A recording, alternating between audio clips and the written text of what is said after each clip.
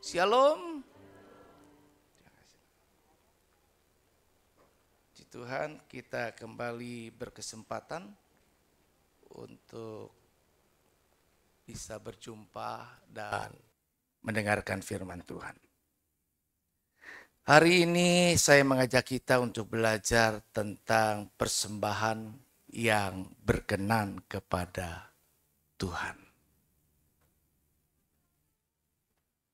Mari kita akan membaca dalam Kejadian pasal yang keempat. Kita akan membaca 7 ayat, ayat pertama sampai ayat yang ke-7. Kejadian pasal yang keempat, ayat 1 sampai 7 kita baca, yang laki-laki bersama saya, yang wanita dengan kaumnya, sampai selesai kita baca bersama-sama. Ya, baik. Kita bisa lihat tayangan di depan atau di gadget yang bisa lebih dekat atau di Alkitab yang membawanya. Firman Allah berkata demikian 2-3. Kemudian manusia itu bersetubuh dengan Hawa istrinya dan mengandunglah perempuan itu lalu melahirkan Kain. Maka kata perempuan itu, aku telah mendapat seorang anak laki-laki dengan pertolongan Tuhan.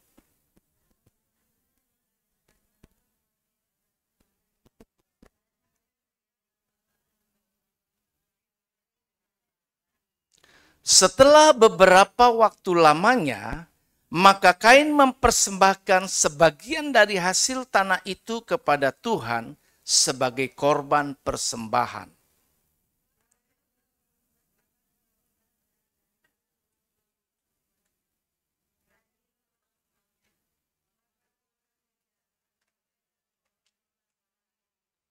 Tetapi Kain dan korban persembahannya tidak diindahkannya.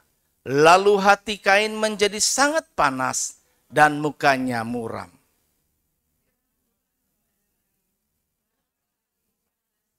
Bersama-sama. Apakah mukamu tidak akan berseri jika engkau berbuat baik? Tetapi jika engkau tidak berbuat baik, dosa sudah mengintip di depan pintu, ia sangat menggoda engkau, tetapi engkau harus berkuasa atasnya. Nah, Bapak Ibu Saudara kekasih Tuhan, kita tahu cerita ini adalah cerita yang berkisah tentang anak-anak Adam dan Hawa yang pertama. Di mana Tuhan karuniakan kehadiran dua putra, Kain dan Habil. Kain yang tumbuh besar dan akhirnya dia memilih bercocok tanam bertani, dan Habil sebagai seorang yang beternak. Dan dari hasil yang mereka dapat, maka mereka membawa kepada Tuhan untuk dipersembahkan. Jadi dari awal kehidupan manusia, maka manusia diajar dan mengerti bagaimana dapat memberikan persembahan kepada Tuhan. Sebabnya di ayat-ayat yang tadi sudah kita baca berbicara dalam konteks persembahan Kain dan Habil. Nah, mengapa pertanyaannya di sini kita bisa lihat ada persembahan yang diterima dan ada persembahan yang ditolak. Setiap kita tentu melakukan sesuatu buat Tuhan. Tapi apa yang kita kerjakan buat Tuhan, mungkin ada yang berkenan, tapi juga ada yang tidak berkenan. Ada yang diterima dan ada juga yang tidak. Ketika kita sekarang beribadah kepada Tuhan pun begitu. Ada ibadah kita yang berkenan di hati Tuhan, dan ada ibadah yang kita kerjakan bersama-sama sekalipun, tapi secara individu pribadi lepas pribadi, mungkin juga tidak berkenan di hadapan Allah. Nah, kita belajar adalah bagaimana dan mengapa persembahan Habil itu diterima oleh Tuhan. Jadi kita melihat dari sisi persembahan Habilnya. Nah, ada beberapa orang yang menafsirkan tentunya. Ini cerita yang biasa guru sekolah minggu menceritakannya. Tetapi kalau kita tidak menguasai bahan, tidak menguasai Alkitab, tidak benar menafsirkan, mungkin kita memberikan alasan-alasan kenapa Habel itu mempersembahkan persembahan dan dia diterima. Dan kenapa juga Kain mempersembahkan dan dia tidak diterima. Ada banyak mungkin orang-orang yang memberikan alasan-alasannya. Sesuai dengan dia bagaimana menafsirkannya. Dengan membaca Alkitab itu ataupun melihat artikel-artikel yang mereka baca. Ataupun dengar dari YouTube. Nah Bapak Ibu, ada beberapa orang yang menafsirkan bahwa Habel persembahannya diterima oleh karena dia menaati perintah Tuhan. Bahwa Tuhan memerintahkan untuk mempersembahkan kambing domba sebagai lambang profetik adanya pengorbanan Kristus. Karena ketika Adam dan Hawa jatuh ke dalam dosa, maka Adam dan Hawa menyadari dirinya dia telanjang. Dan Tuhan penuh dengan kasih, sehingga respon seorang yang mengasihi, dia tentu berbuat sesuatu. Dia mengerti Adam dan Hawa merasa malu. Kemudian dia buatlah satu pakaian yang akhirnya dibuat dari kulit binatang. Dan dikorbankan berarti binatang. Nah berbicara tentang korban binatang, kemudian orang melihat satu ketika setelah orang itu jatuh dalam dosa, maka untuk bisa mendapatkan pengampunan, maka tentu harus ada pengorbanan. Kemudian orang berbicara, oh ini berbicara tentang nantinya pengorbanan Yesus Kristus yang mencurahkan darahnya untuk menebus dosa manusia. Ya, orang bisa menafsir sedemikian. Tapi di Alkitab kita tidak membaca bahwa Tuhan memerintahkan kepada Habel untuk mempersembahkan kambing domba. Tidak ada sih teks ayat yang kita temukan sehingga Habel membawa persembahan kambing domba dan sudah jelas perintah itu, tetapi Kain tetap memberikannya cuma ya bahan-bahan yang dari hasil pertanian. Sehingga dianggap si Kain ini ditolak karena tidak mentaati, sementara yang ini mentaati. Jadi dalam pengertian ini kayaknya nggak memiliki dasar Alkitab yang kuat kalau alasannya seperti itu. Alasan yang berikutnya ada yang menafsirkan bahwa Habel itu mempersembahkan kambing domba yang terbaik, sedangkan Kain tidak. Wah, Kain mungkin karena dia persembahkan, wah bahan-bahannya jelek-jelek. Mungkin buah-buahnya busuk.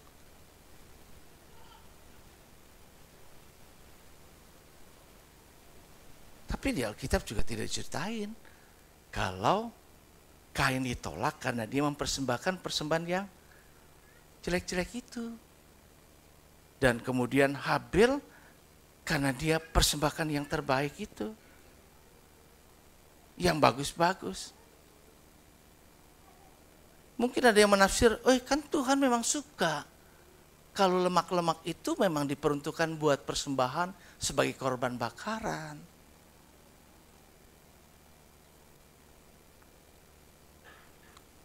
Jadi banyak tafsiran yang berkembang. Tapi sekali lagi bahwa kalau Alkitab tidak berbicara secara jelas, maka tidak juga boleh kita menafsirkannya sembarangan. Yang ketiga, ada juga yang berkata bahwa Habel mempersembahkan darah yang tercurah sedangkan Kain tidak. Ada yang mengandung darah loh. Korban darah itu adalah korban yang berkenan. Memang perjanjian lama dalam kitab atau hukum Taurat, ada satu hukum di mana kalau mau menebus dosa, salah, harus bawa hewan, potong, korbankan, ada korban darah. Tapi hukum Taurat itu berlaku di masa Musa. Sementara ini adalah manusia pertama nih setelah Adam dan Hawa, anak-anaknya ini yang pertama jadi Kain dan Habil. Jadi hukum Musa itu atau hukum Taurat itu belum berlaku di saat itu. Jadi Habel memang belum tahu tentang hal itu. Kalau memang dia harus mengorbankan hal yang mengandung darah sehingga itu berkenan di mata Tuhan. Jadi hal itu pun kurang tepat, nggak memiliki dasar yang kuat. Dan yang keempat, Tuhan lebih suka persembahan kambing domba dari persembahan hasil pertanian. Jadi artinya Tuhan lebih suka hewan, Tuhan lebih suka yang kayak begituan daripada yang hasil-hasil pertanian itu, sayur-sayuran, buah-buahan. Tuhan lebih senang yang seperti itu. Tapi itu pun juga tidak memiliki pondasi Alkitab yang juga kuat.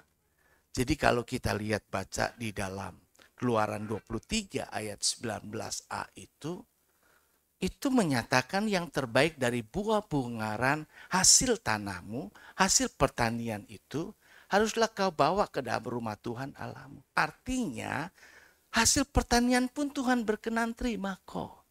Tuhan berkenan menerima persembahan yang memang kita punya bukan yang kita punya. Itu sinkron dengan firman Tuhan di dalam Korintus yang berkata kalau kita beri itu beri dari kemampuan kita, bukan dari yang tidak kita punya. Kalau kita mau mempersembahkan sesuatu nggak perlu berhutang, pinjam ya. Sampai pinjam-pinjam terus baru kita korban demi supaya bisa memberi. Enggak. Buat Tuhan, apa yang memang kita bisa berikan kepada Dia, itu diterima olehnya. Nah, jadi kalau begitu, persembahan yang berkenan kepada Tuhan itu seperti apa? Kenapa kalau begitu? Mengapa Habel persembahannya berkenan di mata Tuhan? Jadi Ibrani 11 ayat 4 berbicara begini.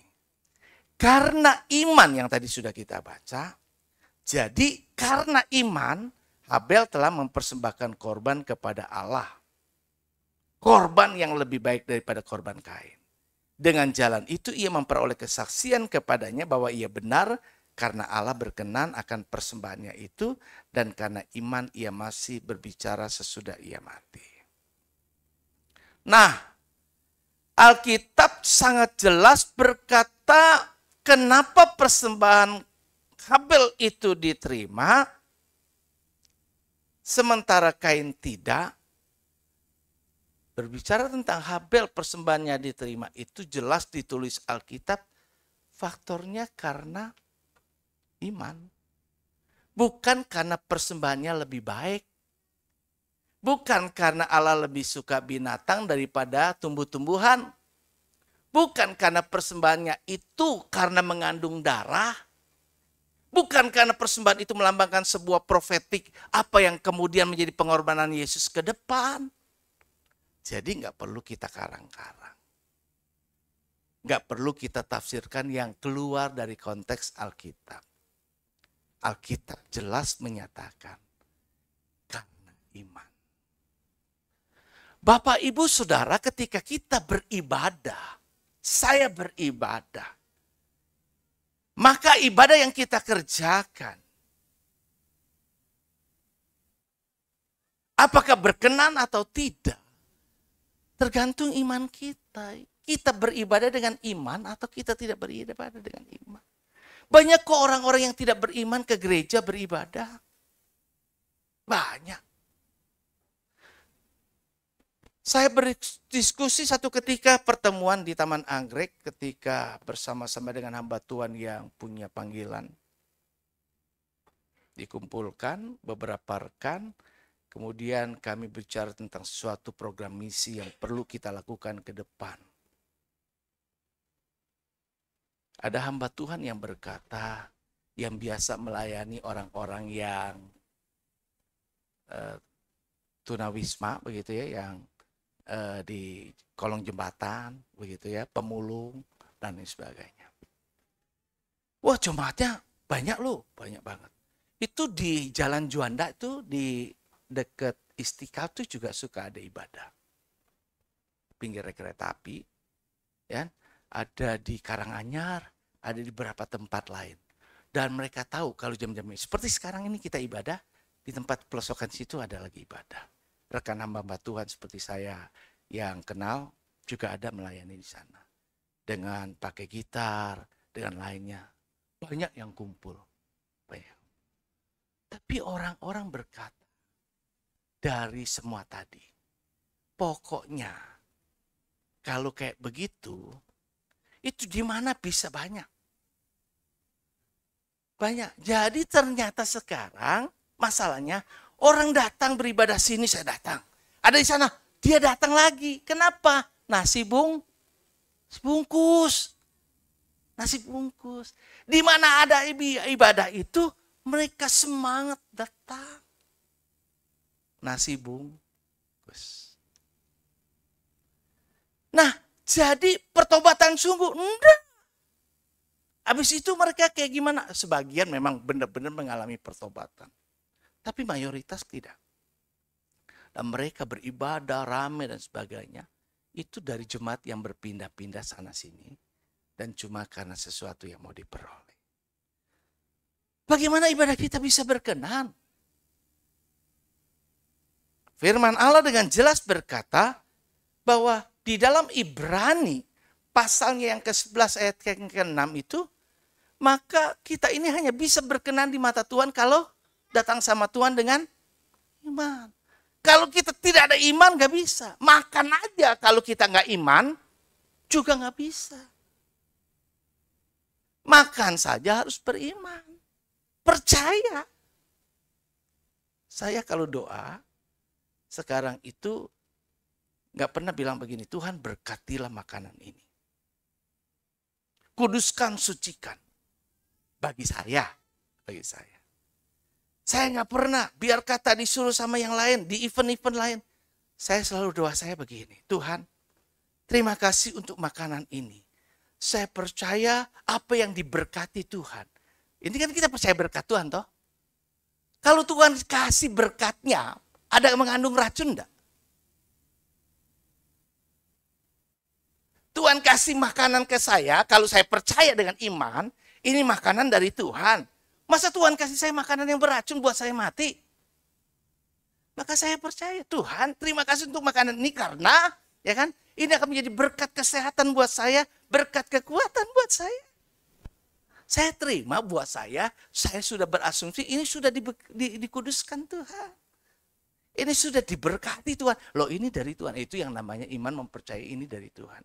Kalau ini semua dari Tuhan pasti yang terbaik. Gak perlu lagi suruh Tuhan kuduskan. Berarti itu baru dari orang lain ngasih. Baru dikuduskan makanannya. Gue takut diracunin. Kalau saya loh. Kalau saya. Ya tergantung setiap orang punya iman. Bagi saya beriman begitu. Kalau saya percaya ini berkat Tuhan, maka Tuhan memberkati saya dengan yang baik.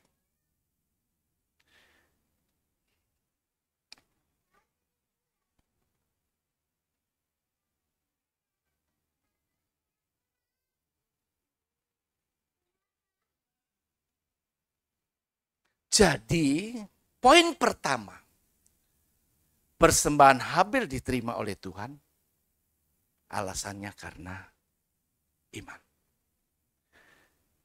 Mungkin saya percaya di antara kita udah pernah mendengar, juga sebagian mungkin belum. Sebuah kisah nyata ketika masa pandemi. Ada seorang petani di Cipanas yang mengurus lahan pertaniannya. Dia menanam kangkung, dia menanam bayam, dia menanam caisim, dia menanam sawi. Dan dari hasil dia tanam, pada satu ketika di waktu di mana dia perkirakan akan menuai di waktu menjelang Lebaran. Dan berharap menjelang Lebaran, maka peminat pembeli sayur makin baik, kemudian harga meningkat, cuan lebih banyak. Tapi sayangnya di waktu itu, berarti kita pandemi tahun berapa itu ya? 2020 ya? 20 ya. Ya.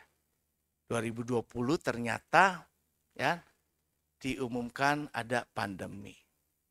Bahkan ada masa-masa di mana diberlakukan waktu itu masih ada yang namanya PSBB ya. Ya, pembatasan ya. Begitu. Jadi PSBB sehingga sulit untuk keluar. Jalurnya agak repot, sepi orang di rumah, yang belanja juga sepi. Jadi ketika dia panen, itu nggak laku.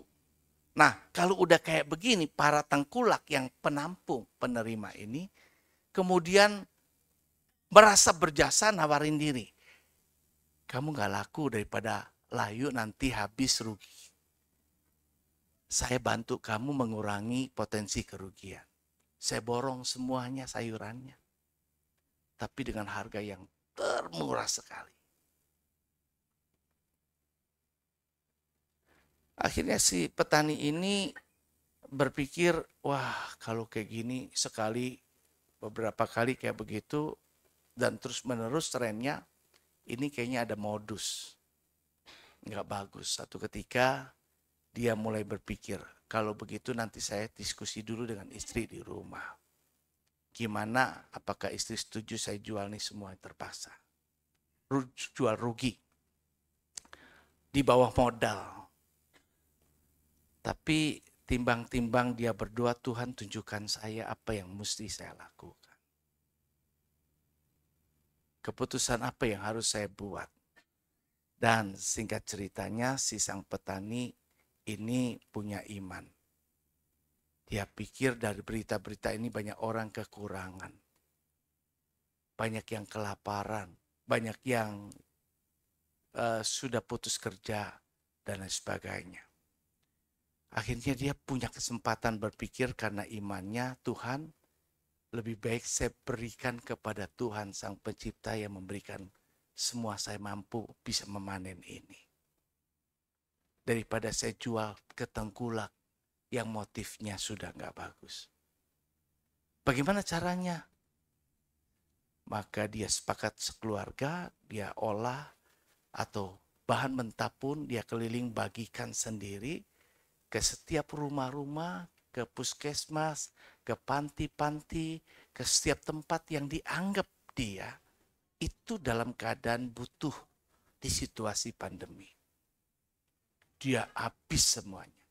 Beda ke tengkulak habis jualannya, habis sayurannya, dapat sesuatu, tetapi kali ini tidak. Memang berlinang air mata, tetapi akhirnya dia bahagia bisa melakukannya. Esok hari kemudian dia terima ada WA dari nomor yang tidak dikenal. Dari WA itu berkata, saya mendengar bahwa Bapak telah melakukan sesuatu yang luar biasa. Memberikan ini dan sebagainya. Boleh nggak saya titipkan berkat agar Bapak bisa menanam kembali setelah ini dan kembali melanjutkan apa yang Bapak kerjakan. Saya mohon kasih nomor rekening. Akhirnya diberikanlah nomor rekening dan singkatnya akhirnya dari nomor rekening yang diberikan pada esok harinya dia dapat ngecek.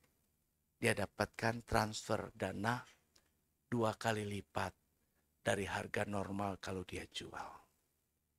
Jadi iman berkenan di mata Tuhan.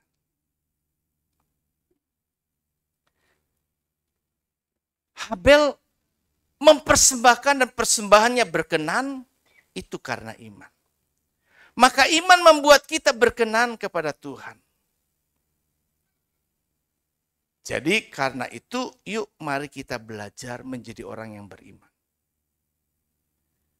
Kalau Tuhan mempersembahkan hidupnya, kalau Tuhan mempersembahkan dirinya, itu bukan karena dia punya iman sama kita. Dia sudah tahu siapa kita. Sejak manusia jatuh dalam dosa, siapa sih kita?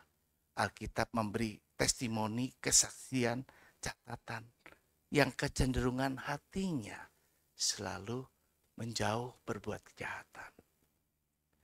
Tapi Yohanes 3 ayat 16 itu menjadi alasan kenapa Tuhan berani berkorban. Karena kasih. Karena begitu besar kasih. Jadi Allah mempersembahkan hidup dirinya untuk menebus saya dan menebus saudara. Itu karena kasih. Jadi saya dan saudara yang diharapkan berkenan di mata Tuhan itu merespon dengan iman. Karena itu hukumnya adalah siapa yang percaya kepadanya tidak binasa. Bukan siapa yang mengasihi dia tidak binasa. Tetapi siapa yang percaya, iman. Jadi mulai sekarang berimanlah. Kalau iman kita kuat, tahun ini GBI mencanangkan tema di tahun 2024, teguh beriman kepada Kristus. Jadi kita banyak berbicara tentang beriman. Dunia tidak makin bersahabat. Banyak hal yang kemudian akan membuat kita tergoncang. Ada perekonomian yang semakin sulit. Ada banyak hal pergumulan hidup yang kita hadapi. Tetapi kembali bagi kita, kalau kita punya kekuatan iman yang kokoh, maka pujian tadi berkata segala perkara dapat kutanggung di dalam Yesus. Jadi yuk kita lakukan itu. Tapi kembali lagi perhatikan di ayat 4 dan 5 dalam Kejadian 4 tadi. Dituliskan bahwa Habel juga mempersembahkan korban dari anak sulung kambing dombanya, yaitu lemak-lemaknya. Maka perhatikan, Tuhan mengindahkan Habel dan korban persembahannya itu. Tetapi Kain dan korban persembahannya tidak diindahkannya. Lalu hati Kain menjadi sangat panas dan mukanya muram. Coba, Tuhan itu berkenan itu karena persembahannya atau karena orangnya dulu baru terima persembahannya.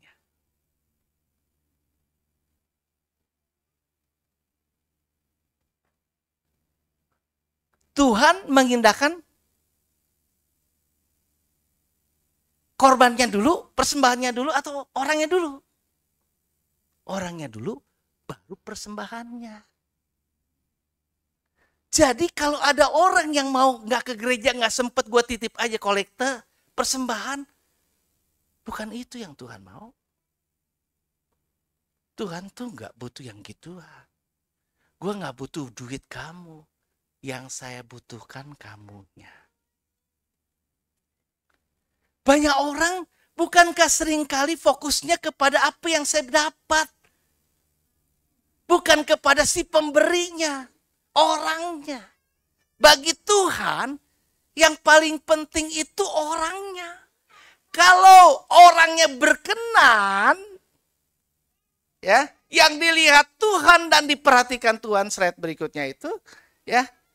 Pertama-tama adalah orang yang membawa persembahan, bukan persembahannya. Fokus Tuhan adalah saya dan saudara. Tuhan ngelihat diri kita. Tuhan lihat orangnya. Jika Tuhan berkenan pada orangnya, maka Tuhan juga akan berkenan pada persembahannya. Jadi diri kita loh, makanya kita ini jadi orang yang beriman apa enggak beriman. Kalau kasih persembahan gak beriman, aduh nanti gua apa gimana ya? Abis ini gua makan apa ya? Abis ini gimana ya? Gitu kan. Ada orang yang nyesel abis persembahan gitu. Pas kebetulan dia rogonya itu salah rogo. Duit kepengen 10.000, yang ke rogo 100.000. Abis itu pulang nyeselnya 1.000 macam.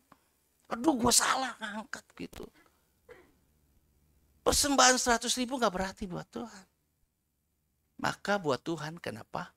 Coba lihat di peti itu yang datang. Yang kasih segepok dengan yang cuma 2 keping perak. Mana yang paling gede? Kata Tuhan. Yang 2 tadi. Kenapa yang 2? Full heart. Ini loh Tuhan yang bisa kuberikan buat Tuhan.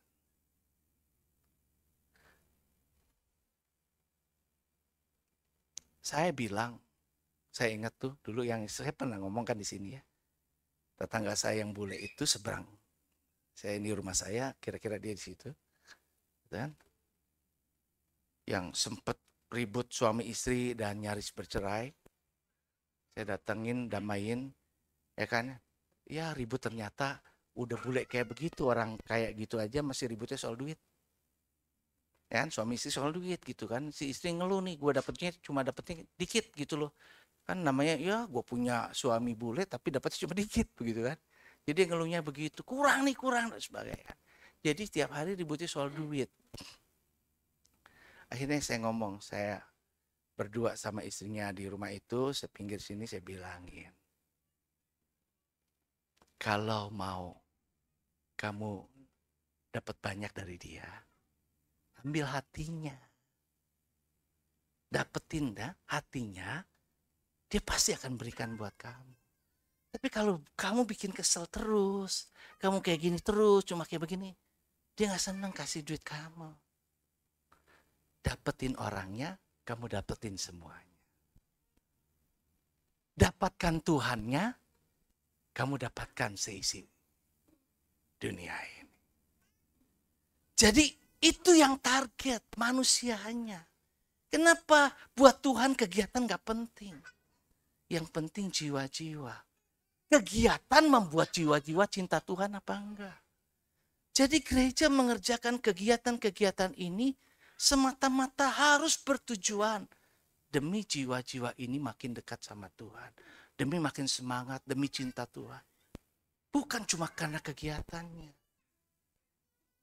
Tuhan gak tertarik dengan banyaknya kegiatan, tapi membuat akhirnya manusia beralih dari Tuhannya. Begitu juga kita seringkali. Belum punya pasangan, dikasih pasangan. Setelah dapat pasangan, repot dengan pasangan. Nggak ke gereja lagi. Belum menikah, pengen nikah. Setelah nikah, sibuk pengantin baru. Jalan sini, jalan sana, honeymoon, nggak ke gereja lagi. Nggak punya anak, doa punya anak. Begitu sudah punya anak, juga nggak ke gereja lagi. Karena anak repot. Kita lupa kepada yang mengaruniakan. Bapak Ibu, itu pilihan kita. Pilihan. Tapi tetaplah jadi orang yang selalu ingat. Kalau kita mau berikan persembahan yang benar, yuk pakai iman. Pakai iman. Saya bersyukur paling tidak, saya punya pengalaman hidup. Saya punya anak dari kecil. Nih, ya kan juga saya bawa. Naik motor saya ingat banget. Dari Poris tuh. Motor juga belajar, juga masih belajar tuh nggak bisa ini. Saya bukan hebat naik motor karena nggak bisa naik sepedanya kan. Jadi saya nekat banget tuh naik motor langsung tuh. Belum bisa naik motor. Beli motor langsung bawa motor. Dan sempat jatuh di Roxy. Tapi saya terus bawa. Berbonceng 4 orang bahkan. Ya, ada si Adi, ada si Leo, dan kalau pulang ke Poris itu kalau naik motor anginnya gede, kenceng tuh, goyang gitu kan. Setelah 40 hari saya bawa ke gereja nih, nongkrong sini, makanya kadang-kadang suka main dia ketok-ketok gitu kan, ketok-ketok. Gitu. Tapi anak sekarang, aduh, maaf loh, sorry, jangan kesinggung ya. Tapi memang begitu, kita tuh aduh luar biasa begitu. Kita enjoy dengan mainan yang diberikan Tuhan, tapi lupa sama Tuhannya. Iman membuat kita berani dan rela memberikan yang terbaik. Jadi karena sudah ada iman baru bisa memberikan yang terbaik. Kalau kita nggak beriman, kita nggak bakal bisa berikan yang terbaik.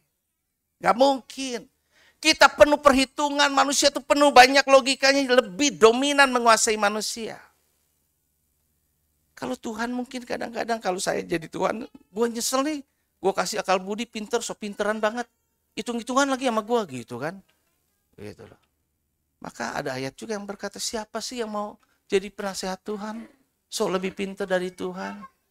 Manusia itu dicipta, ciptaan itu nggak mungkin lebih dari sang pencipta. Sehebat apapun juga. Nggak mungkin lah. Nggak mungkin kita bisa menyelami cara pikiran Tuhan. Maka modal kita kalau nggak ngerti, udah lu percaya aja. Percaya aja. Iman membuat kita berani berkorban. Ibrani 11 ayat 4 berkata, karena iman Habel telah mempersembahkan kepada Allah korban yang lebih baik daripada korban Kain. Jadi secara pribadinya, dirinya, bukan Allah berkenan itu karena korbannya lebih bagus, bukan. Tapi karena imannya, maka dia buah dari iman, dia berikan yang terbaik. Dia berikan yang terbaik. Kalau saudara benar-benar beriman, apa yang terbaik bisa saudara lakukan, dia lakukan. Saudara ketemu saya kalau di jalan di luar, saya pakaiannya lancai. Serius, ke mall pun saya bisa pakai pakaian yang lancai, benar-benar saya pakai. Tahu lancai ya? Gitu loh. Tapi kalau saya ibadah di mana aja, saya nggak bakal lancai. Saya akan berusaha berpakaian serapi mungkin, karena beriman saya itu, saya datang sama Tuhan yang memang dia layak untuk dapat yang terbaik. Ini yang coba bisa lakukan.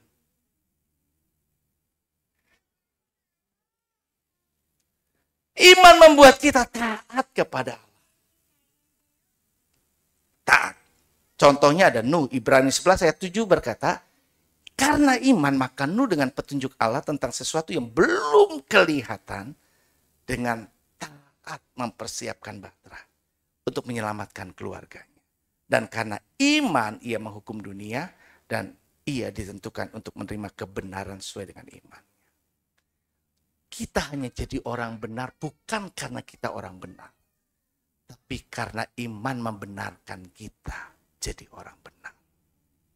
Kalau Allah karena dia berkenan, dia nyatakan yang tadinya nggak benar jadi benar, maka barulah kita jadi orang benar. Jadi bukan karena kebenaran dirinya sendiri. Setelah manusia jatuh dalam dosa, semua manusia telah kehilangan kemuliaan. Semua sudah berdosa. Tapi kita menjadi orang yang benar dan berkenan. Karena iman dibenarkan oleh. Maka kita taat. Iman membuat saya dan saudara taat. Kenapa? Kalau kita percaya, maka kita akan kerjakan apa yang diminta. Saudara, nggak mudah untuk taat, nggak mudah. Masih kita pada kenyataan di lapangan, kalau logika ini lebih banyak jalan. Akhirnya kalau masuk logika kita, kalau sesuai selera, kalau sejalan dengan yang saya maksudkan, sependapat dengan apa yang saya pikirkan, saya kerjakan. Tapi kalau enggak,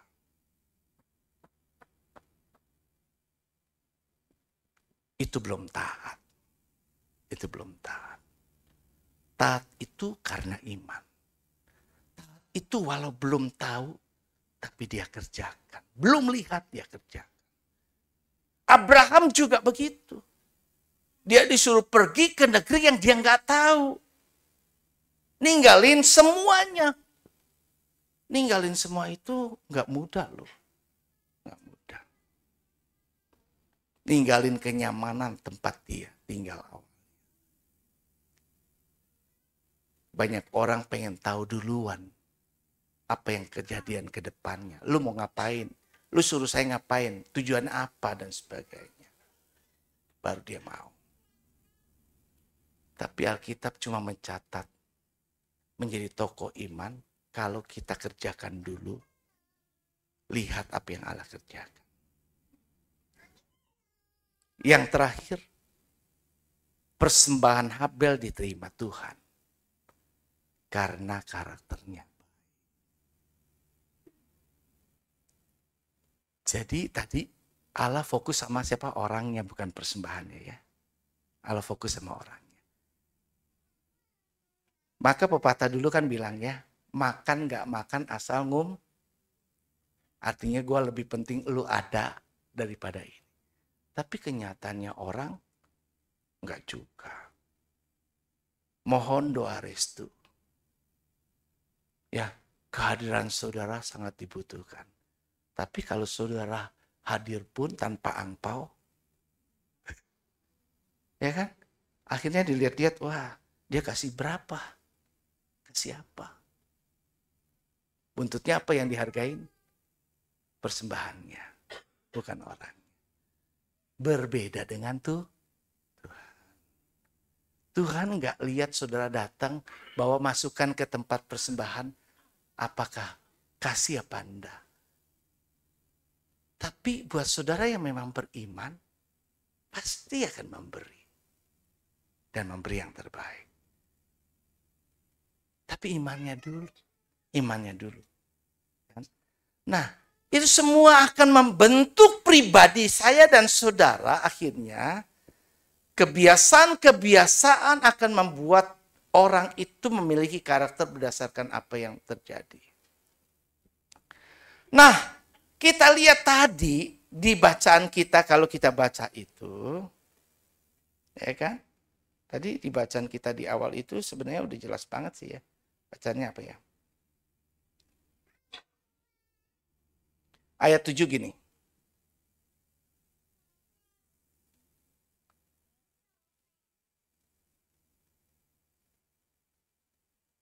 Ayat 5 ya.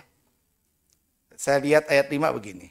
Tetapi Kain dan korban persembahannya tidak diindahkannya. Lalu hati Kain menjadi sangat panas dan mukanya muram. Kemudian ayat 6 berkata, firman Tuhan kepada Kain, mengapa hatimu panas dan mukamu muram? Apakah mukamu tidak akan berseri jika engkau berbuat baik?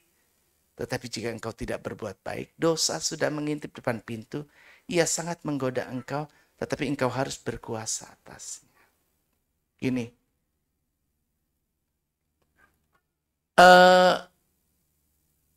Kain itu panas hati, mukanya muram, marah. Dan akhirnya dia lepaskan ke membunuh adiknya. Betul ya?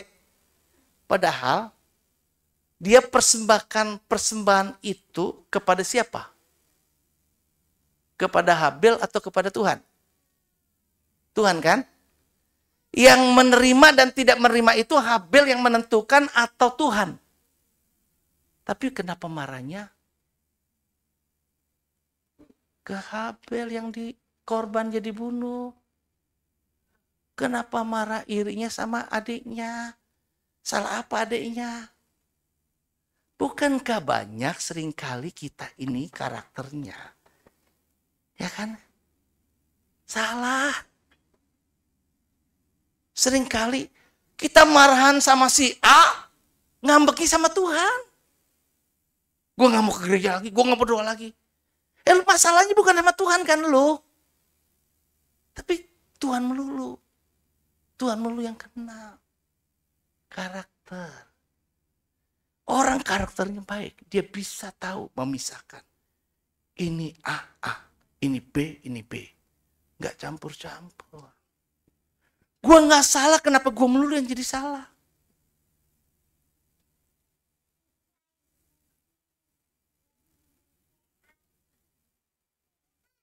Bukankah orang kadang-kadang lagi berantem ada yang melerai, Yang melerainya malah kena tinju kan. Gitu. Jadi nggak heran kalau ada orang-orang akhirnya berpikir, biarin deh lu, gua nggak peduli deh, dicopet. Kenapa? Akhirnya terbentuklah sebuah budaya dan karakter di masyarakat. Orang nggak peduli lagi. Dirampok di tengah jalan, diapain lah, dibegal lah. Orang cuma berpikir menyelamatkan diri sendiri. Jadi Bapak Ibu Saudara kekasih Tuhan, kita bisa lihat di sini bahwa yang kedua, kenapa Habel diterima? Karena ternyata Tuhan melihat. Manusia melihat yang di depan mata. Tapi Tuhan melihat hati. Tuhan lihat karakter kita. Pada dasarnya saya ini orang baik. Atau tidak baik. Nah, Kain itu membunuh. Coba perhatikan. 1 Yohanes 3 ayat 12.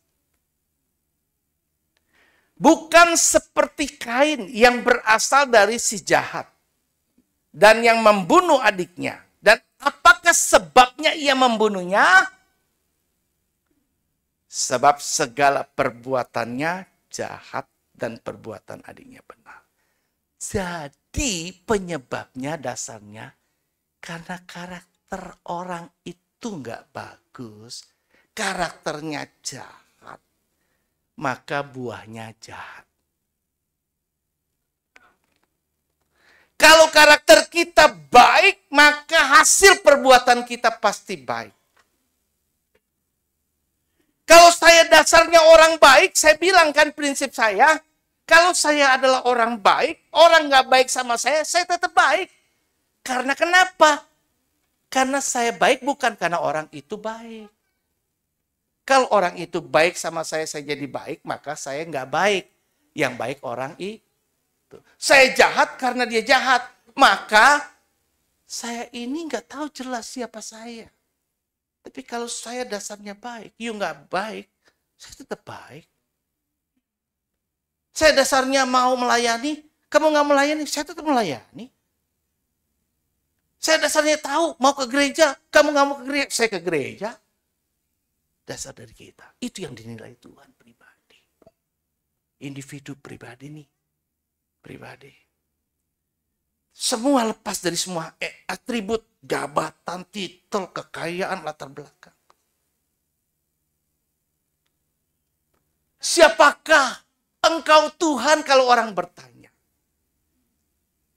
Gak banyak macam-macam. Aku adalah aku. Ini aku. Siapa kita? Apakah kita menjadi orang yang punya karakter yang baik? Kalau karakter kita baik, maka persembahan yang kita beri pasti yang baik. Kita akan tetap konsisten memberikan. Kita tetap akan melakukan. Kalau ini menjadi tugas saya, kita menjadi orang yang tidak terpengaruh. Maka teguh beriman kepada Kristus.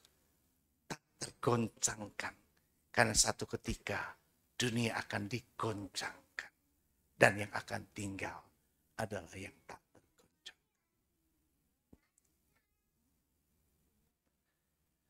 Kalau emas di mana saja akan muncul sebagai emas. Nggak peduli apapun juga. Jadi mari kita. Saya pernah katakan kan. Daya tahan hidup. Ayub berkata. Kalau aku nanti diuji, aku akan timbul seperti emas. Maka yuk mari kita menjadi orang-orang yang mengerti sekarang persembahan yang berkenan adalah 2. Pertama, iman. Kedua, karakter. Iman membuat kita berkenan. Iman membuat kita melakukan yang terbaik. Dan iman membuat kita taat. Tuhan memberkati. Mari kita bangkit diri. Takkan pernah ku bawa selain yang terbaik, yang harum dan sejati di hadapan tahta-Mu. Yesus, terimalah korban sekutuku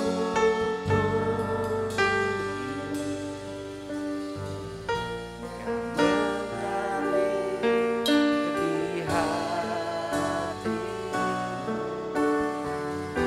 sebagai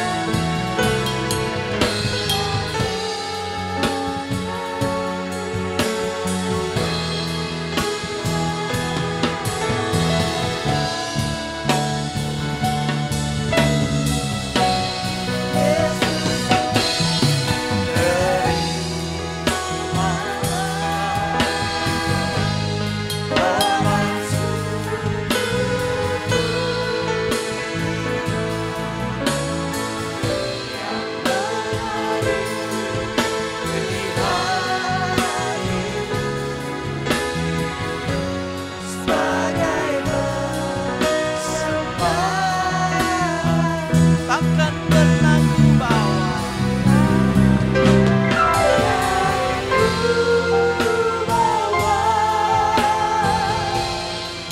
selain yang terbaik, yang harum dan sejati di hadapan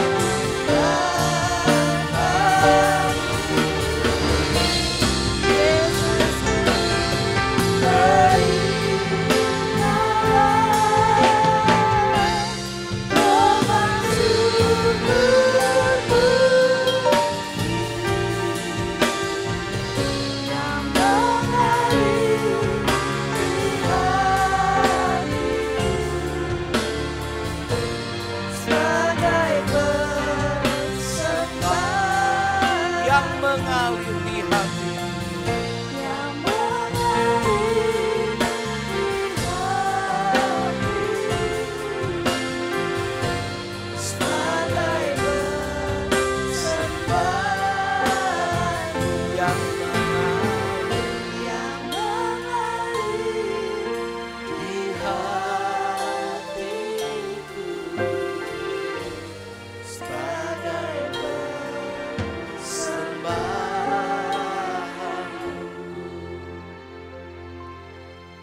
Ibu Nonon akan pimpin kita dalam doa. Haleluya. Pujilah Engkau senantiasa. Kami bersyukur Terima Tuhan kasih. buat berkat hari ini yang kami terima dari kebenaran firman Allah. Kami terus diajar Tuhan untuk boleh beriman kepadamu Yesus. Bahkan boleh mempersembahkan tubuh kami Tuhan yang berkenan di hadapan Engkau Yesus. Bukan saja uang kami, bukan saja waktu kami Tuhan, tapi seluruh kehidupan kami boleh persembahkan kepadamu Yesus. Karena itu adalah ibadah kami yang sejati.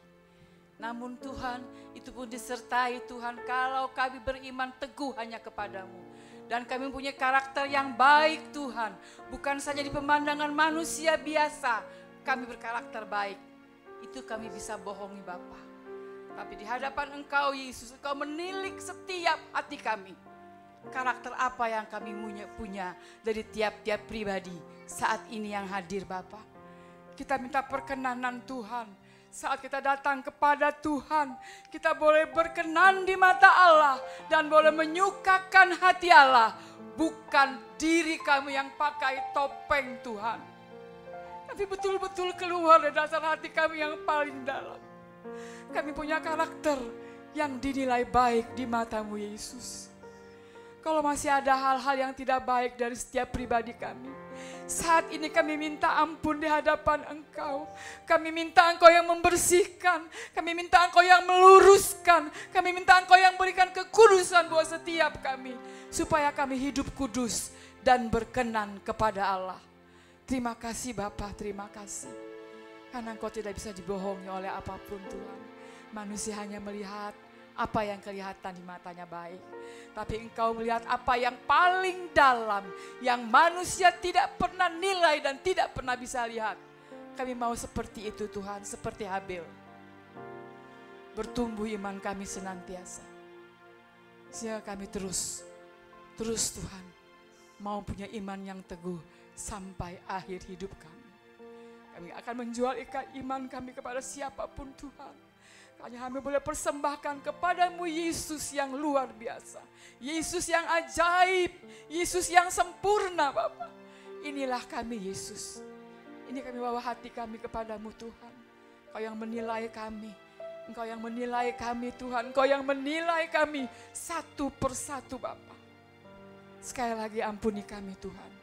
Kalau masih ada yang tidak berkenan di hadapan-Mu. Berkati hamba-Mu Pak Paulus sebagai gembala jemaat di tempat ini. Terus tambahkan pewahyuan yang daripada-Mu Allah. Sehingga kebenaran firman Allah yang diberitakan, yang disuarakan. Boleh mengajar setiap kami sebagai jemaatnya Bapa. Bukan hanya sekedar enak di telinga Tuhan. Tapi masuk ke dalam kehidupan kami Bapa. Untuk merubah karakter kami yang tidak baik menjadi baik Bapa. Terima kasih Tuhan Yesus, terpuji-pujilah nama-Mu. Berkati keluarganya, berkati anak cucu menantunya, berkati seluruhnya Tuhan yang dikerjakan keluarga ini Bapa. Tuhan buat berhasil. Di dalam nama Tuhan Yesus, segala pujian, kehormatan kami kembalikan kepadamu. Mari semua kita katakan, amin.